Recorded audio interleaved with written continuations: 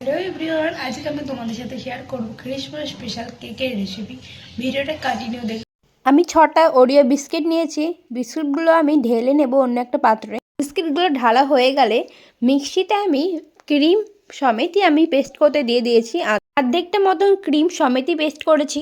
আর তোমাদের অর্ধেকটা মতন ক্রিমগুলো আলাদা করে বিস্কিটগুলো আলাদা করে তোমরা পেস্ট করবে, তাহলে পেস্টটা ভালো হবে।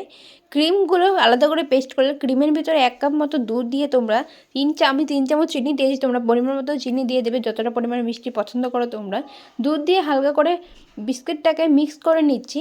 ভালো করে মিক্স করা হয়ে গেলে এই যে ক্রিমের যে পেস্টটা ছিল সেইটা আমি ঢেলে নিচ্ছি। ক্রিমের পেস্টটা দিয়ে ভালো করে মিশিয়ে নেব। ভালো করে মেশানোর পরে তোমরা 1 চামচ মতো বেকিং পাউডার দিয়ে দেবে। বেকিং পাউডার দিয়ে ভালো করে মিশিয়ে নেবে। আমি একটা কেক বানানোর জন্য একটা অ্যালুমিনিয়ামের বাটি নিয়েছি, ওটাতে আমি একটা পেপার দিয়ে ভালো করে বাটার লাগিয়ে নিয়েছি।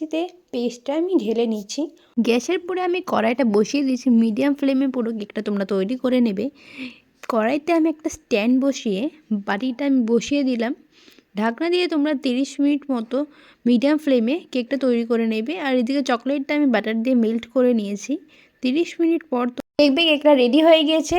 কেকটা তোমরা আলাদা করে 15 থেকে 20 মিনিট মতো ঠান্ডা হতে দেবে। তারপরে তোমরা কেকটা সার্ভ করবে। তোমরা ইচ্ছা মতো কেকের ডিজাইন করতে পারো। আমি আমার ইচ্ছা মতো কেকের ডিজাইন করেছি। আর বুঝতে পারছো কতটা সফট হয়েছিল কেক। ফার্স্ট টাইম তোমার সাথে কেকের রেসিপি শেয়ার করলাম।